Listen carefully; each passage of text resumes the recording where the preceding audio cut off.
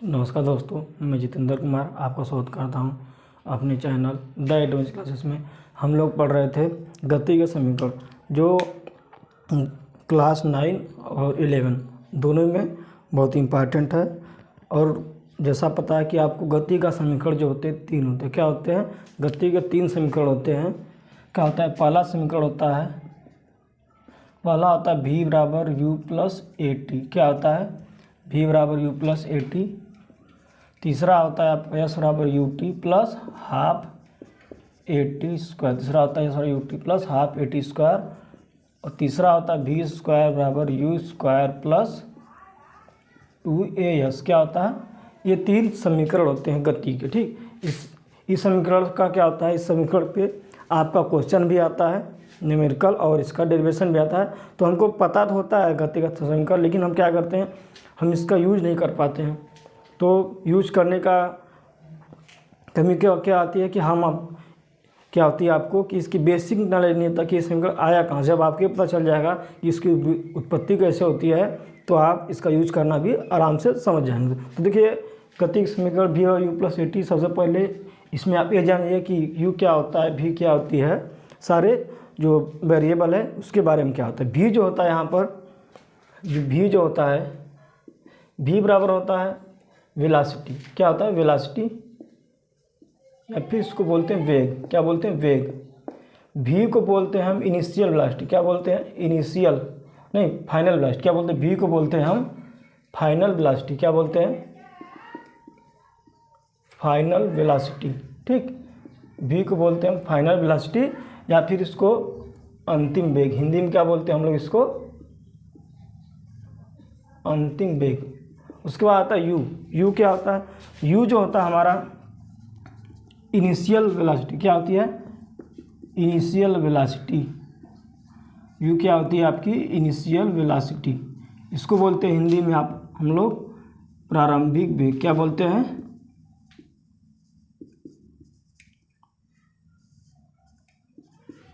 वेग क्या बोलते हैं? प्रारंभिक वेग। उसके बाद आता है ए क्या होता है आपका? ये आपका होता है एक्सेलरेशन। क्या होता है? एक्सेलरेशन। एक्सेलरेशन को हम लोग हिंदी में बोलते हैं त्वरण। क्या बोलते हैं? त्वरण। क्या बोलते हैं हम लोग? त्वरण। उसके बाद तीसरे इक्वेशन में यस है। यस क्या होता है आपका? चली गई दूरी, या फिर इसको क्या बोलते हैं? डिस्प्लेसमेंट या फिर डिस्टेंस। क्या बोलते हैं इसको? डिस्प्लेसमेंट या डिस्टेंस। डिस्टेंस भी होता है और ये डिस्प्लेसमेंट भी होता है। डिस्प्लेसमेंट, दूरी या विस्थापन। इसको हिंदी में क्या बोलते हैं? डिस्टेंस को दूरी, डिस्प्लेसमेंट का बोलते हैं हम लोग विस्थापन। डिस्प्लेसमेंट का बोलते हैं। उसके बाद आपका बस इतना ही है। उसके टी तो पता ही है। टी क्या होता है? टाइम टेकन, टाइम लिया गया टाइम, या फिर टाइम। ठीक, इसके बाद थोड़ा सा आप लोग इसका यूनिट जान जाइए। यूनिट क्या होती है? देखिए, वेलोसिटी का यूनिट या तो आपको मीटर पर सेकंड दिया रहेगा, या फिर किलोमीटर प्रति घंटा में। क्या होता है? मीटर प्रति सेकंड, या फिर किलोमीटर प्रति घंटा, या किलोमीटर प्रति घंटा। आप इसको चेंज कर सकते हैं। ठीक, अगर किलोमीटर प्रति घंटा में दिया है, 5/18 से गुणा कर देंगे तो आ जाएगा मीटर पर सेकंड में। फिर रिवर्स 18/5 से कर देंगे तो आपसे मीटर पर सेकंड हो जाएगा। तो आप इसको चेंज कर सकते हैं। आपको वेग जो होता है, प्रारंभिक वेग हो चाहे अंतिम वेग हो, क्या रहेगा? मीटर पर सेकंड। मतलब आपका समय प्रति, मतलब समय, मीटर क्या होती है? लेंथ का, लेंथ पर टाइम। ठीक, लेंथ पर टाइम हो गया आपका यूनिट हो गया। तो चाल का, चाल या वेग, देखिए चाल या वेग दोनों एक ही चीज़ होता है। तो चाल और वेग में अंतर थोड़ा सा ही होता है कि चाल जो होता है चली गई दूरी। क्या होता है? दूरी तय करने की समय क्या होती है? चाल जो होती है, आप जितना दूरी को उस पर्टिकुलर टाइम में जो तय करते हैं, उसकी रेट जो होती है क्या कहलाती है? चाल। तय की गई दूरी। ठीक, तब दूरी तय करने की दर क्या होती है? दूरी तय करने की दर क्या कहते हैं? चाल कहते हैं। और विस्थापन में क्या होता है? विस्थापन क्या होता है? वेग क्या होता है? विस्थापन तय करने की समय दर क्या होता है? वेग क्या होती है? विस्थापन तय करने की समय दर क्या कहते हैं? वेग कहते हैं, और उसको चाल कहते हैं। उसके बाद आता है एक्सेलरेशन। एक्सेलरेशन को मीटर प्रति सेकंड स्क्वायर क्या होता है? मीटर प्रति सेकंड स्क्वायर या फिर किलोमीटर प्रति घंटा स्क्वायर। देखिए एक्सेलरेशन थोड़ा सा समझते चलिए क्या होता है। एक्सेलरेशन क्या होती है?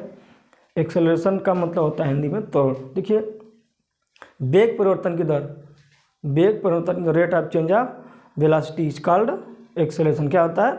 Rate of change of velocity is called acceleration. तो क्या हिंदी में क्या बोलते हैं इसको? वेग परिवर्तन दर क्या बोलते हैं हम? त्वरण। क्या बोलते हैं?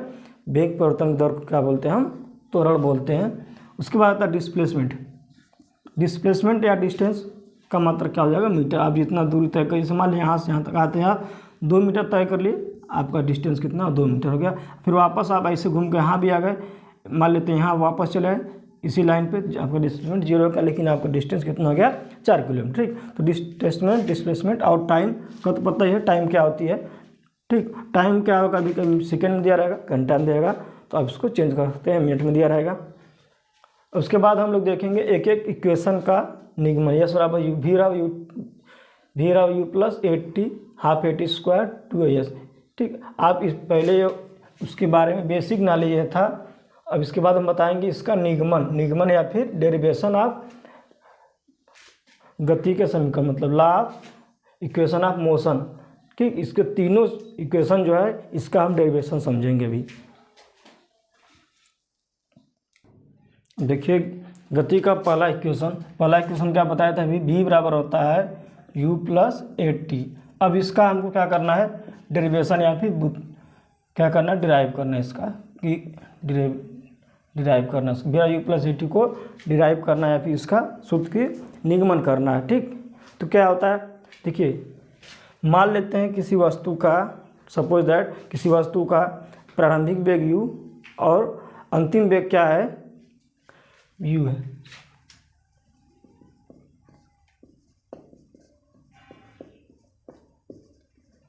माना किसी वस्तु का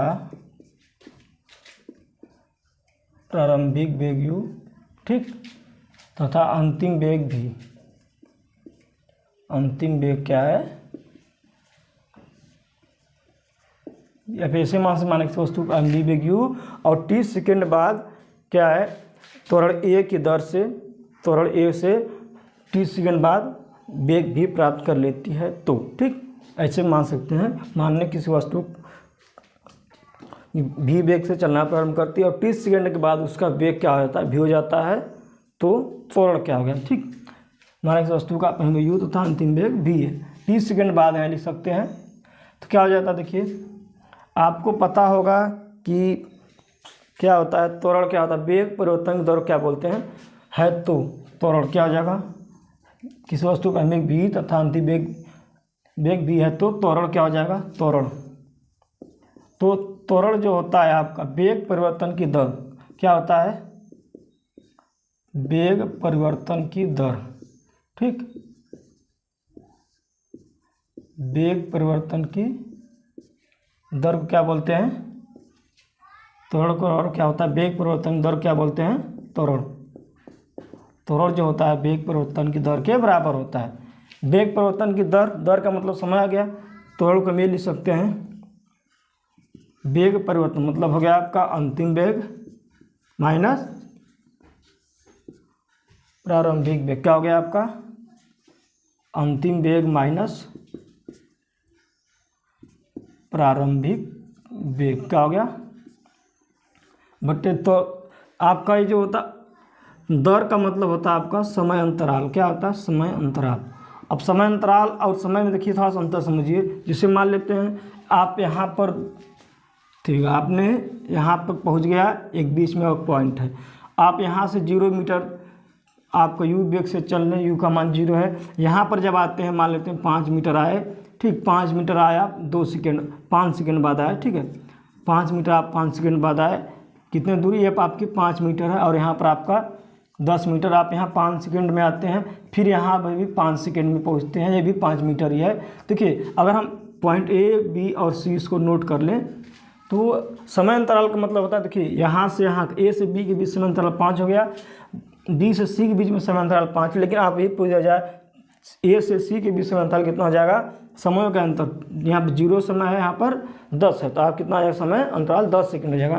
तो त्वरण बराबर हो जाएगा अंतिम वेग माइनस प्रारंभिक वेग बटे समय अंतराल। अंतिम वेग क्या होता है आपका v होता है, प्रारंभिक वेग u होता है, समय अंतराल क्या होता है t। और त्वरण को कैसे दर्शाते हैं, a से हम इसका क्रॉस मल्टीप्लिकेशन कर देंगे तो ए टी बराबर हो जाएगा v माइनस यू। आप क्या करिए u को पक्षांतर कर दीजिए तो क्या हो जाएगा ए टी प्लस यू बराबर क्या हो जाएगा v। इसको सीधा कर लेंगे क्या हो जाएगा v बराबर u प्लस ए टी। क्या हो जाएगा v बराबर हो जाएगा u प्लस ए टी। यही हमारा है फर्स्ट लॉ ऑफ मोशन। ये क्या है फर्स्ट लॉ ऑफ मोशन, ठीक। फर्स्ट इक्वेशन ऑफ मोशन, गति का प्रथम समीकरण। लॉ नहीं, ये मोशन इक्वेशन है, फर्स्ट इक्वेशन ऑफ मोशन। ये क्या है इक्वेशन है। तो गति का प्रथम समीकरण हो गया v और u प्लस ए टी। तो आपके पेपर में कभी कभी इंटरमीडिएट या फिर 9 के एग्ज़ाम में 10 और आपका 9 और 11 के एग्ज़ाम में ये दोनों चैप्टर 11 में काफ़ी अच्छे तरीके से पूछा गया है, जबकि 9 में आपको थोड़ा सा चीज़ बता कर हट गया है। लेकिन 11 में जो बच्चे होंगे चाहे यूपी बोर्ड हो या फिर सीबीएसई बोर्ड, इन दोनों के लिए इक्वेशन बहुत इंपॉर्टेंट है। तीनों इक्वेशन बहुत ज़्यादा पूछा जाता है, तो आप इसको कर सकते हैं, ठीक। तो आपका क्या आता है v और u प्लस ए टी। आपको पता है वेग परिवर्तन दर को क्या बोलते हैं, त्वरण। वेग परिवर्तन का v माइनस यू बटे टी। आप यहाँ पर लिख दीजिए। अब टी का क्रॉस मल्टीप्लिकेशन करते तो ए टी और v माइनस यू, ठीक। तो देखिए ए टी, अब यहाँ पर एक माइनस में इसको हम पक्षांतर करेंगे, क्या हो जाएगा v बराबर u A T plus you. सीधा लिख देंगे v बराबर u प्लस ए टी। ये होता है फर्स्ट इक्वेशन ऑफ मोशन, ये गति का प्रथम समीकरण, ठीक।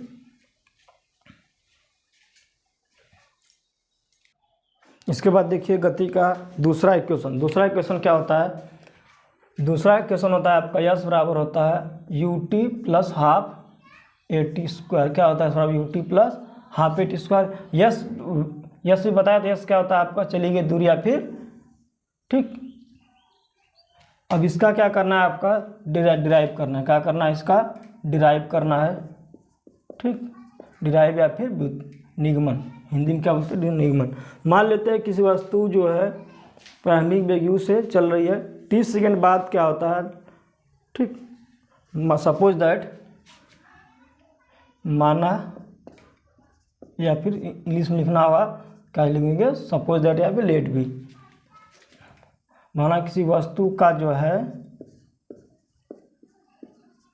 प्रारंभिक वेग u तथा 30 सेकेंड के बाद तथा 30 सेकेंड बाद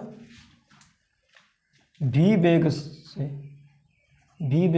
से यस दूरी तय करती है।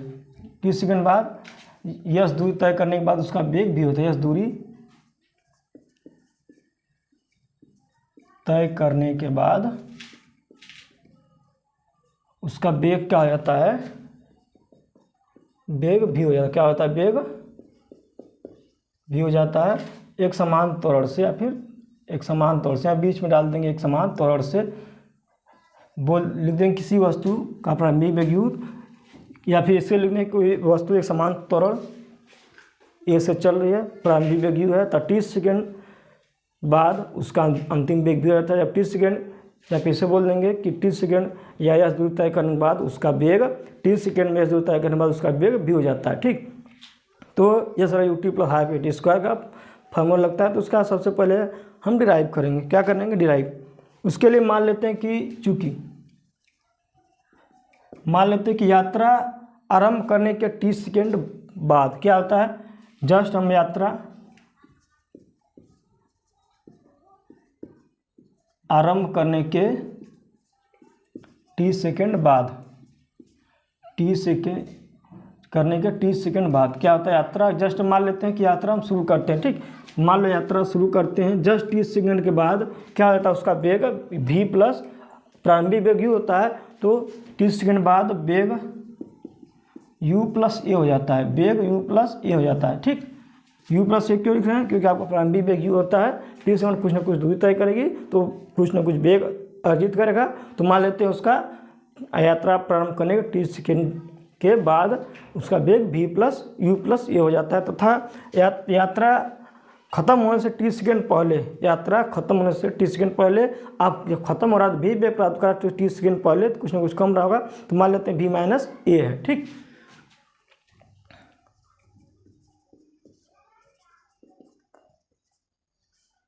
यात्रा आरंभ होने के, यात्रा खत्म होने के टी सेकेंड पहले टी सेकेंड पहले देख क्या हो गया यहाँ पे v माइनस ए, क्या हो गया v माइनस ए। तब देखिए इस दोनों का हम औसत चाल वेग निकाल सकते हैं। हम यात्रा का आरंभ करने के टी सेकेंड बाद क्या हो रहा है आपका v u प्लस ए, और यात्रा खत्म होने से टी सेकेंड पहले आपका क्या है v माइनस ए है। तो दोनों का वेग का हम क्या निकालते हैं, औसत चाल, औसत वेग निकाल देंगे। देखिए तो औसत वेग क्या हो जाएगा, औसत वेग क्या हो जाएगा आपका, औसत वेग क्या होता है v plus u by two होता है। क्या होता है, तो आपका ये देखिए आपका u है और ये आपका v है, तो क्या लिख देंगे हम, औसत वेग का u plus a plus v minus A by two. क्या होता है, औसत वेग का होता है प्रारंभिक वेग प्लस अंतिम वेग बाई टू। आपका प्रारंभिक वेग यह है, आपका इसको क्या लिख सकते हैं, इसको प्रारंभिक वेग, क्या है यहाँ पर शुरुआत की प्रारंभिक वेग, यहाँ पर क्या है अंतिम वेग, क्या है आपका, इसको मान लेंगे अंतिम वेग। क्या होगा, इसको प्रारंभिक वेग मान लेंगे, इसको अंतिम वेग। तो औसत वेग का u plus a plus v minus A by two. अब देखिए ये से ए आपका कैंसिल होता है, क्या आएगा u plus v by two, क्या आ जाएगा। अब देखिए जो औसत वेग है, अब इसी औसत वेग से वो पूरी दूरी तय करेगा, क्या करेगा, पूरी दूरी को तय करेगा। ठीक, इस प्रकार हम देखते हैं कि संपूर्ण यात्रा में औसत चाल क्या हो गया, u plus v by two. हम क्या देखते हैं कि संपूर्ण यात्रा में औसत चाल, ये औसत वेग है पूरे संपूर्ण यात्रा में, क्या संपूर्ण यात्रा में औसत वेग क्या हो गया आपका, संपूर्ण यात्रा में आपका औसत वेग हो गया u plus v by two. तो यस दूरी को तय करने में कितना समय लगेगा, क्या आता है समय, कितना जो आपने दूरी तय करना, दूरी का होता है चाल गुणे समय। तो आपका वेग इंटू समय या फिर वेग इंटू समय अंतराल लिख सकते हैं। तो क्या हो जाएगा, चली गई दूरी, तो टोटल चली गई दूरी क्या हो जाएगी, तो चली गई दूरी, तो चली गई दूरी क्या होती है, यस बराबर होता है दूरी, क्या लिखते हैं हम, यस। अब देखिए औसत वेग गुणे समय अंतराल, क्या हो जाएगा, औसत वेग गुणे समय अंतराल, औसत वेग गुणे समय। ठीक, समय लेंगे यहाँ पे। अब देखिए औसत वेग का है u plus v by two है, क्या है u plus v by two, और आपका समय क्या है t है, क्या है औसत वेग का u plus v by two और आपका समय क्या है t। तो यह बराबर क्या हो जाएगा u plus v by two into t. अब देखिए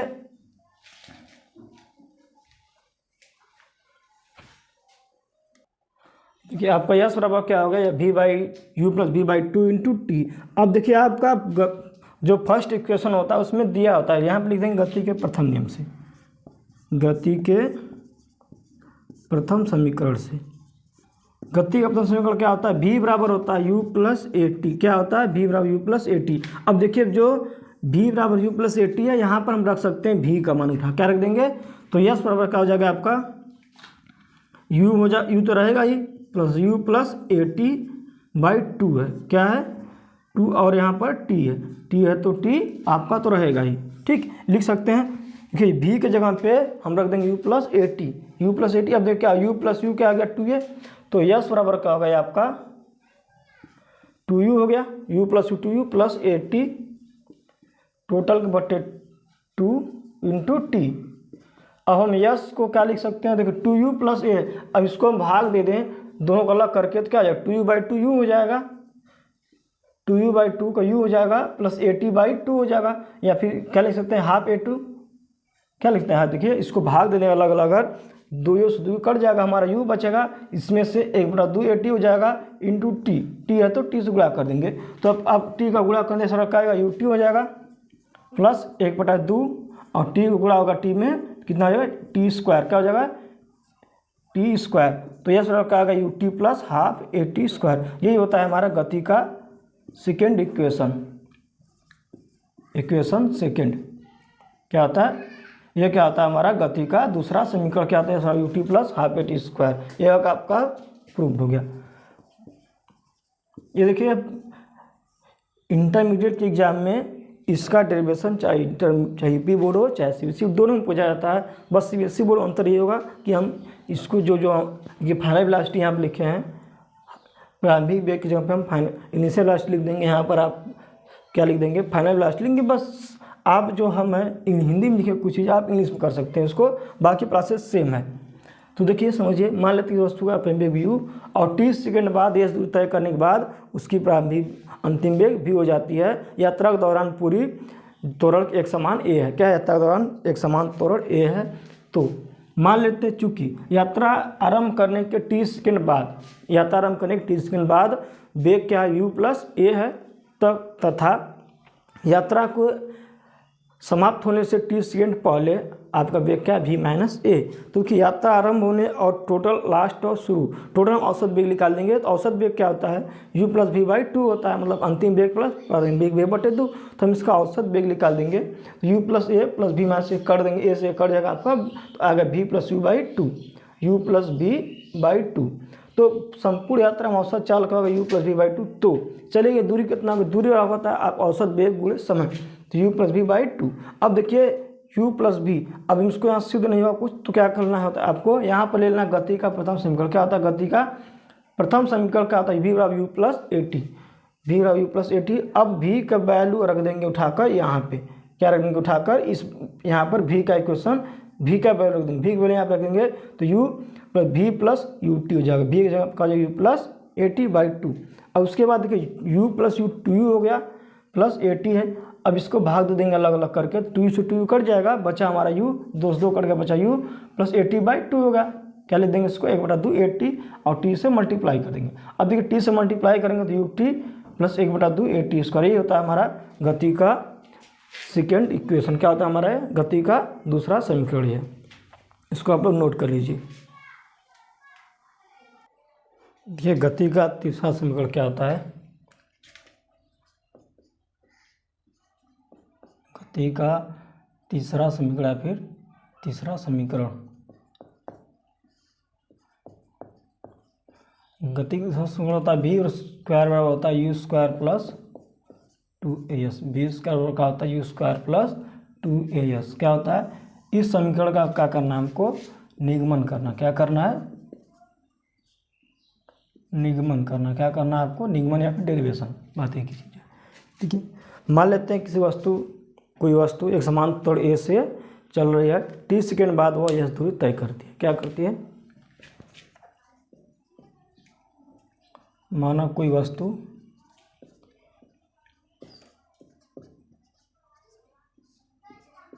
एक समान त्वरण से, क्या है, एक समान त्वरण से, क्या है, एक समान त्वरण से, त्वरण ए से, यहाँ पर त्वरण ए से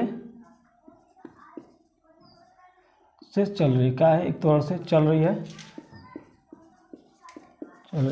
30 सेकंड बाद वह यह दूरी तय करती। 30 सेकंड बाद वह यह दूरी तय कर लेती। क्या कर लेती, वह यश दूरी तय कर लेती। क्या कर लेती है, यश दूरी तय कर लेती है। ठीक, यात्रा के प्रारंभ में उसका प्रारंभिक वेग u हो जाएगा। क्या होगा, मान लेते हैं प्रारंभिक वेग u है तथा अंतिम वेग v है। क्या है, अंतिम वेग v है। ठीक, माना कि वस्तु एक समान तौर से 30 सेकंड बाद यह दूरी तय कर लेती है, तो क्या होता है, चलेगी दूरी यश। अगर कोई वस्तु जो है 30 सेकंड में दूरी तय करती है तो उसका इक्वेशन क्या होता है, चली गई दूरी कैसे निकालते हैं हम, चली गई दूरी कैसे निकालते हैं हम, जब कोई वस्तु एक समान तौर से चलती है और 30 सेकंड बाद वह यह दूरी तय कर लेती है। क्या करती है, 30 सेकंड बाद वह यह दूरी तय कर लेती है, तो हम चली गई दूरी निकालते हैं। यश बराबर U T plus half A T square, U T plus 1/2 A T square से। ठीक, अब इस इक्वेशन से हमारा क्या निकलता है, आपका दूरी या फिर समय निकलता है। तो अब क्या आता है कि आप गति का फर्स्ट इक्वेशन क्या होता है आप जानते हैं। गति का फर्स्ट इक्वेशन, गति का पहला नियम, पहला समीकरण, गति का पहला समीकरण क्या होता है, v बराबर होता है u प्लस ए टी से। क्या होता है, v बराबर u प्लस ए टी से। तो देखिए अगर हम इसको इधर कर दें v माइनस यू निकाल दें इधर, क्या हो जाएगा, ए टी हो जाएगा। तो t बराबर होता है v माइनस यू बटा ए। क्या होता है, t बराबर, इसको इक्वेशन 1 मान लें और इसको इक्वेशन 2 मान लें। ठीक, क्या करें हम, इक्वेशन 1 में t का मान रख दें, इक्वेशन समीकरण 1 में t का मान रखने पर, समीकरण 1 में t का मान रख दिए उठाकर, t का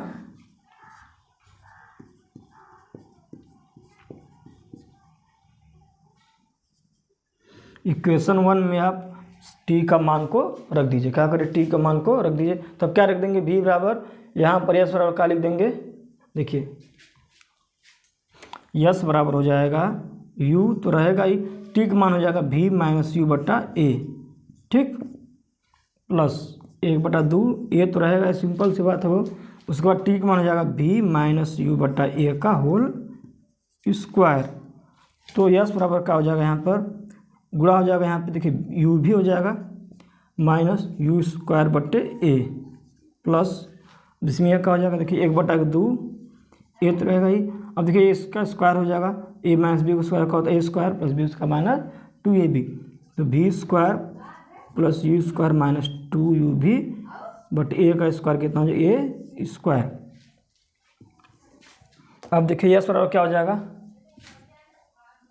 you b minus u square बटा 2 बटे ए है, सॉरी ए है, प्लस अब इसको हम देखिए यहाँ पर आपका ए है और यहाँ पर ऊपर ए है, यहाँ पर भी काट देंगे हम, यहाँ पर देखिए ए से एक ए आप कट जाएगा, बचेगा ए। ठीक, तो क्या हो जाएगा, अब गुणा कर देंगे, ऊपर देखिए 1 है नीचे 2 है, तो 1 से गुणा करेंगे तो वही वैल्यू आएगी, दूसरे गुणा करेंगे क्या हो जाएगा 2a। तो क्या हो जाएगा, v square plus u square minus 2u भी बटे 2 है और यहाँ पे क्या हो जाएगा 2a। क्या हो जाएगा, यस बराबर यू भी माइनस यू स्क्वायर बटे a plus v square plus u square minus 2a भी बटे 2a। अब हम यहाँ से यस, ये हमारा 2a जो है एलसीएम ले लेंगे। क्या लेंगे, एलसीएम, a और 2a का एलसीएम कितना आएगा हमारा 2a है। क्या आएगा 2a। ठीक, कितना आएगा हमारा 2a आ जाएगा।